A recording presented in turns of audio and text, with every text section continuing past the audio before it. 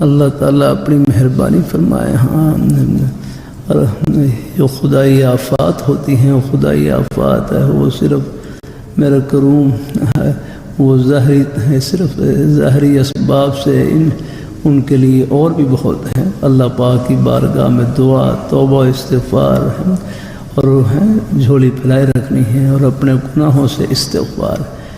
تو انشاءاللہ اللہ تعالیٰ کی رحمت سے بہت جلد انشاءاللہ یہ حالات بہتر ہو جائیں گے انشاءاللہ ہے۔ ہاں، اور رب کا در نہ چھوٹے، اور کہاں جائیں گے آپ؟ ہاں، ایک ہی در ہے یا کہاں؟ ہاں، بڑے بڑے حالات آئے اور گزر گئے ہیں، وہ ذات اوپر ہے اپنا، بس ان کی بارگاہ میں جھولی پھیلائے رکھنی، چاہے ٹکڑے کھا کر گزارا کر لیں، رب کا در نہیں چھوڑنا۔ ہاں، ہمارے بزرگ فرماتے ہیں نا کہ روز پراؤٹھے کھاتے ہو تو کبھی کبھی سادہ روٹی بھی کھا لیا کرو، پلنگ پر لیٹتے ہو تو کبھی فرش پر بھی لیٹ جایا کرو۔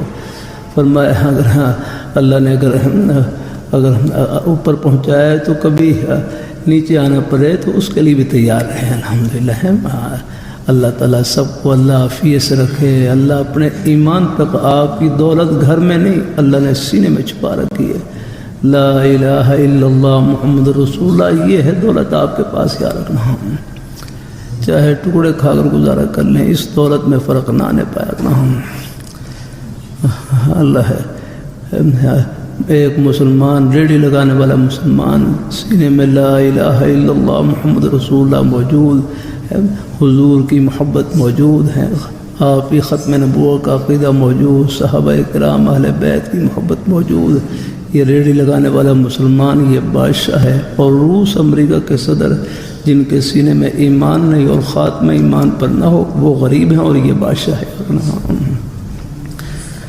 تو اللہ تعالیٰ سب کو قبول فرمائے۔ اللہ ہے، یہ خیر کے کلمات، یہ ہمارے بچے بیٹھے ہوتے ہیں، محلے کے بچے آیا کریں، الحمدللہ دین کی باتیں سننے سے دل ٹھنڈا ہوتا ہے، دل کو حوصلہ ملتا ہے، الحمدللہ۔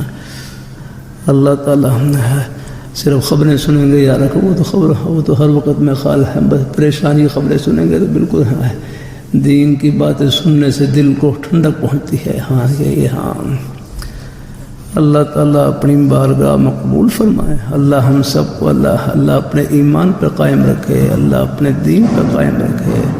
انشاءاللہ یہ محبتیں آخرت کی خوشیوں میں سب کو ملائیں گے اور اکٹھا کریں گے انشاءاللہ۔